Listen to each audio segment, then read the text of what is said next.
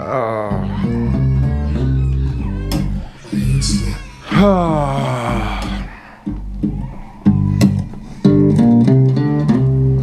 3 days.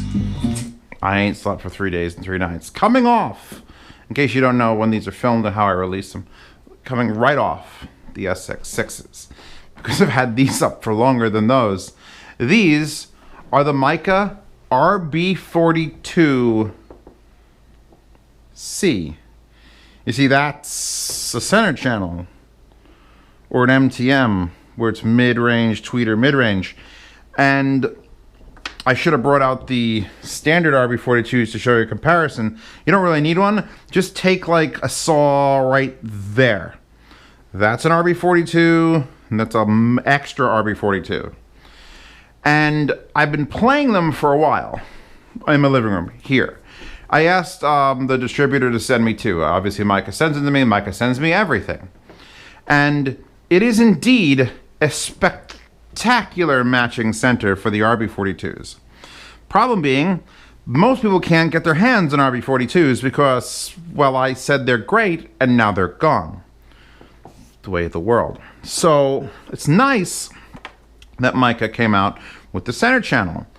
But since we can't get the standard RB42s for $130 a pair, what if you bought a pair of the centers and just use those?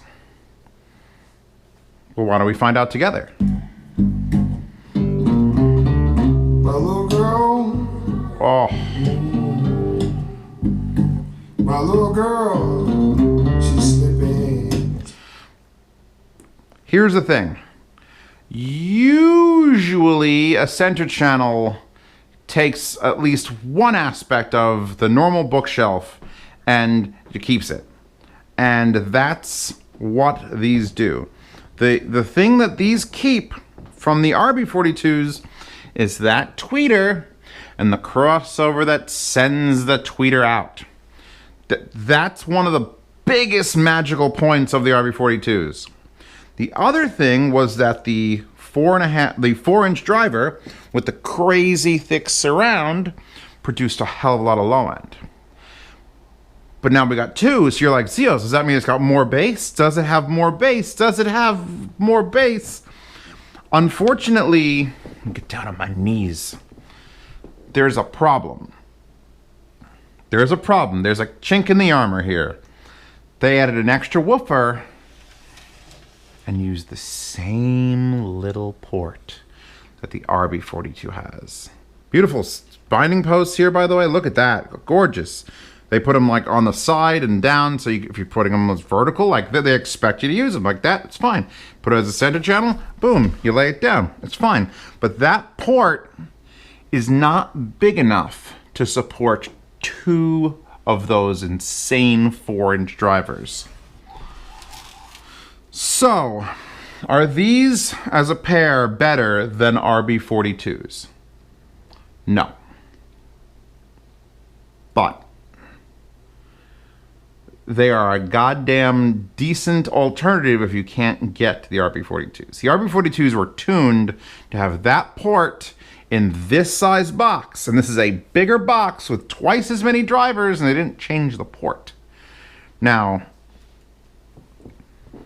what that means to us is the bass is actually lacking a little bit for what I expected. You understand, RB42s appear and I'm like, holy shit, is this really coming out of these speakers? And then these appear and I'm like, okay, that makes sense.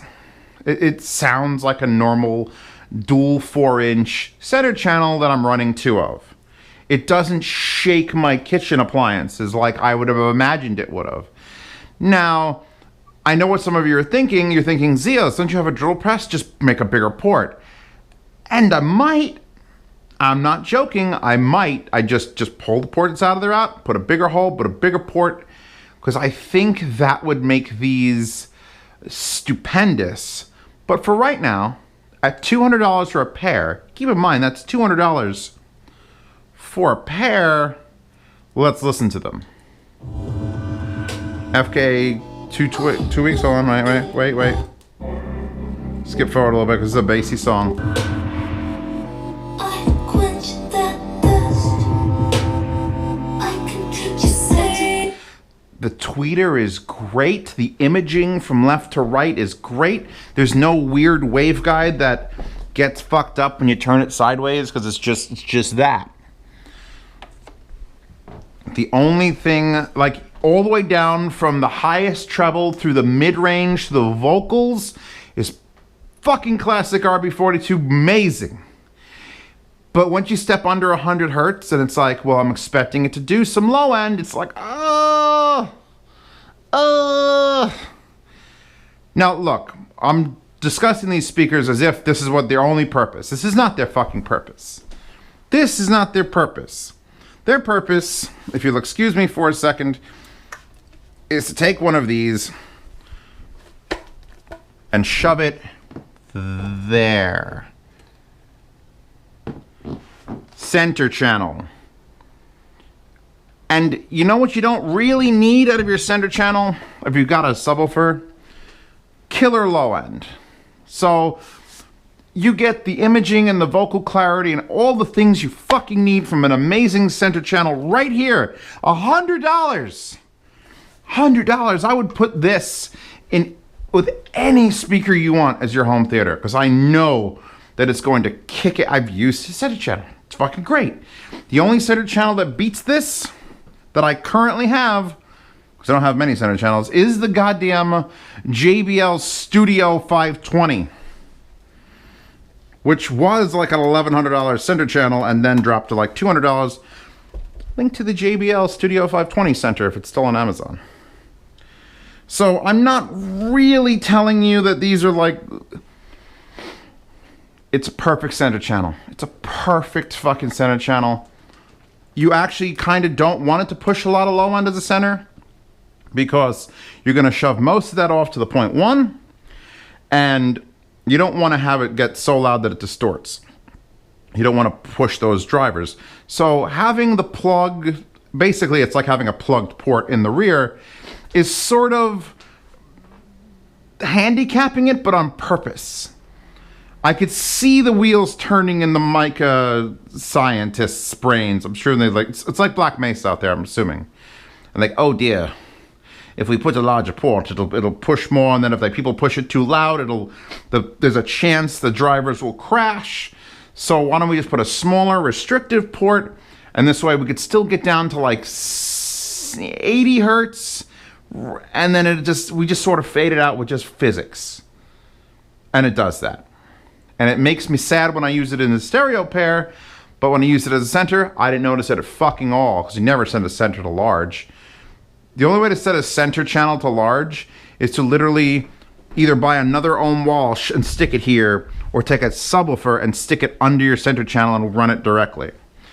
So they're amazing. It is an amazing center channel.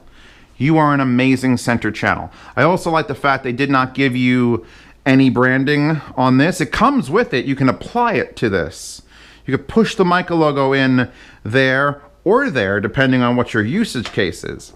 I'm just telling you all that if you get them in a pair like this, don't expect them to be world-endingly good low end. They're gonna be solid low end, like it's gonna be okay low end, like it's gonna be... Let's do it. Like that's a good little like tapping tone. It's like... It's certainly not anemic in any way. It just is not going to extend to like 40 hertz like the RB42 does. The RB42 is an enigma, and it's perfectly assigned for that with the port and everything. These, they didn't make the port bigger, so therefore it's limited. Is it a great center channel? Fuck yes. If you have a Micca RB42C, should you up? Yes. Yes, 100-fold. I throw this remote right at my cat. I would never do that. But I mean, Chewbacca. You. Should everyone upgrade from their Micca RB42 centers to RB42 centers?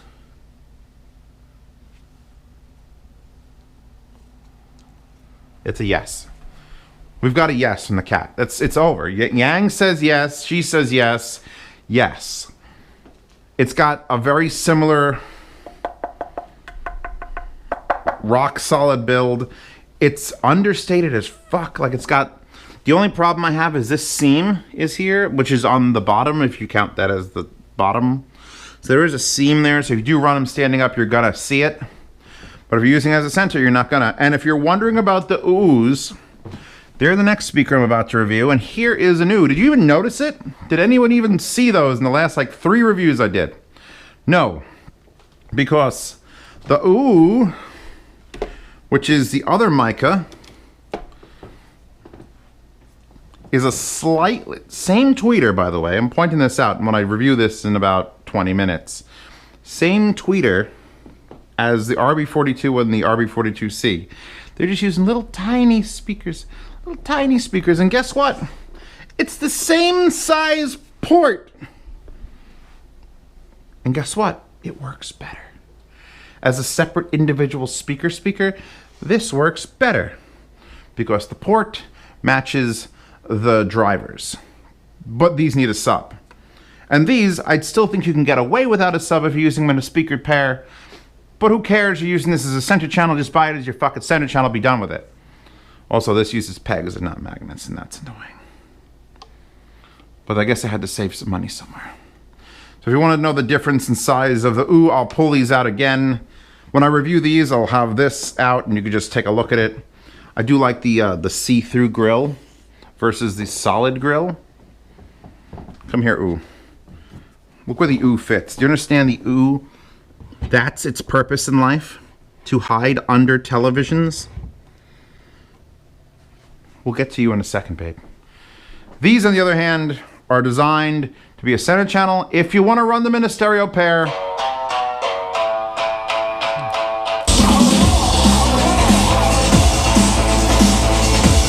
Like that, like boom. If I bring my single set of RB42s in here, that boom will fucking boom. Here it's sort of like boom. Yeah, boom. Boom. Clear as crystalline cocaine, the treble. Imaging, astonishing, because it's RB42s. It's RB42s with lackluster bass. And you know what that is? Still fucking pretty goddamn good. So absolutely, you buy one for $100. $100 you buy one, put in your center channel. If you want to experiment, you get another. If you think they lack in bass, you could buy a subwoofer, run it as a 2.1. Or if you're a lunatic, you get a drill press, you make the actual ports bigger. I'll have to experiment with that because I don't know how to, I guess I'd have to just double the diameter, the volume of the port. I have to do research, I hate that. I'm like Yang, I just want to punch things. There. Ava Cassidy, Ain't No Sunshine, that tweeter, those tweeters. And when she starts singing. Sunshine when he's gone. Now, oh, before I move on, people will question, well, Zeos, isn't it bad to have like an MTM situation like this? Well, it can be if you're standing like I am. When you have a center channel, it's actually bad to have MTM sideways also because this speaker produces sound and this speaker produces sound at the exact same sound at the exact same time. And when they're coming at you this way, that's fine. Everything here is fine. This is fine as long as I'm far enough away and I'm not too high up. Here, this whole space is fine. You start getting closer to it like this, now you're having phase problems. Because now that speaker's, you're hearing it way after this one. And I know, but Zeos, they're so close and speed of sound. Our ears are very fucking sensitive and you can actually tell when the phase alignment is off. So there are tower speakers designed like this. And they're designed to be 12 feet from you and they're designed to be at about head height. So it's fine. You're not going to kill yourself if you do this. It's okay, everyone. I'm giving you permission to put a vertical MTM. Just don't be above it. Be in line with it. And then it acts like any other speaker. And these are great speakers. It's not warm when he's away. You might get more actual potential volume out of them as well. Because double driver, and because it's holding the low end back, you can push it a little bit harder because you're never going to crash the driver. I've crashed the drivers in the RB42s. So just like a tower speaker, what is a tower speaker's benefits, everybody? You remember the list? Higher SPL, better low end. These are missing the low end. That's literally it for a tower speaker. A tower speaker has more drivers, therefore the drivers all have to work a little bit less, which means they can remove more air with the same amount of power, which means you get a louder sound, a bigger wall of sound, and sometimes you get more low end than you would out of a bookshelf. But I think bookshelves are still the way to go, bookshelf and subwoofer, or a very, very finely tuned bookshelf, and you say, fuck the bass. And these are doing the doubling of the driver. The treble is perfectly balanced with that crossover. You're just not gonna get the ball shaking low end isn't gonna come from these. You're gonna have to run them with a sub. If you do it like this, if you buy 3 of them, 1, 2, 3, that works. Put your sub on, set these to crossover at 80 hertz, set the center to crossover at 80 hertz, your subwoofer comes in at 80 hertz and below, you're fucking golden. Hard to beat for literally $300. And then you can get RB42s for the rear, if you could ever buy them again. Or you can get the ooze for the rear. Or you can get anything for the rear, because I'm using $60 goddamn coaxials for the rear. And I have infinite choice of speakers. I could go to my room and pull any speaker I want off any one of those and say, you're my rear channel now. But you know why I don't? Because I don't fucking have to. Because rear channels are sounds and whistles and bells. And if you could shove it against the wall, have it reflect up like I do, you don't need expensive speakers back there. Just loud, trebly ones. And that's the end of this review. I hope you all enjoyed it. I would love to flip through more music right now, but the princess is sleeping. Oh, did I wake you up? I didn't mean to wake up the princess. Oh, you go sleep now. I'm going to stop doing reviews if you're going to go sleep, okay? Oh, she likes it when I rub her ear. She's happy? You a happy girl? That was a no. Anyway, time to start plugging shit. Hi-Fi Guides. The actual website will help you find these speakers. The forum will help you discuss these speakers. Check out Hi-Fi Guides. My Patreon. See all these reviews a week early. This one's a big one, so it's like it's important. If this comes out in public, 1,000 people buy a set of speakers, you're fucked. Just like the RB42s, everyone was fucked. So that's benefit number 1 of joining my Patreon, is you get to see this shit early. Benefit number 2, yard sales.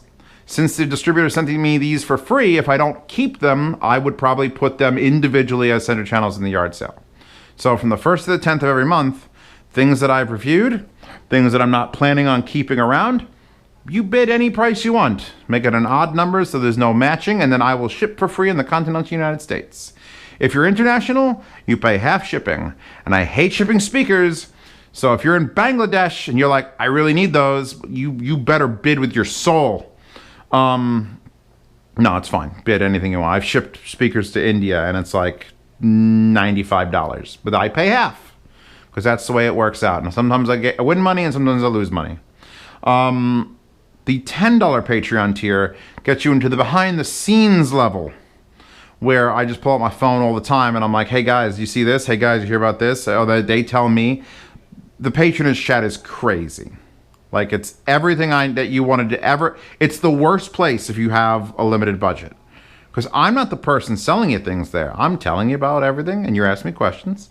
It's everyone else that's like, oh my god, Arias, oh my god, the RMAI ADI2, oh my god, have you heard this new tube that I got on eBay? It's only $700. So if you don't want to be with those people, stay the hell out. But who doesn't want to be with those people? Anyway, this review's over. Yang wallpaper in the description. It's definitely a low res one that I've blown up. You can see the quality isn't the best, but I think it'll work just fine. And I want every wallpaper ever available on my Patreon for $2 and higher. So that's me pimping myself, pimping my kitty cat. She's licking her leg. That's kind of cute. That's it. There'll be a sound demo, although I'll sound demo them. I was gonna not, because they're a center channel and you don't really sound demo center channel, but we'll see. And let's end on a musical note. Where does the random button take me? A 17-hour battery. It's me. Actually, that was me. 17-hour battery life. Yeah, let's check it. Check. Check, mic check. Mic check. Oh, Chewbacca. peak.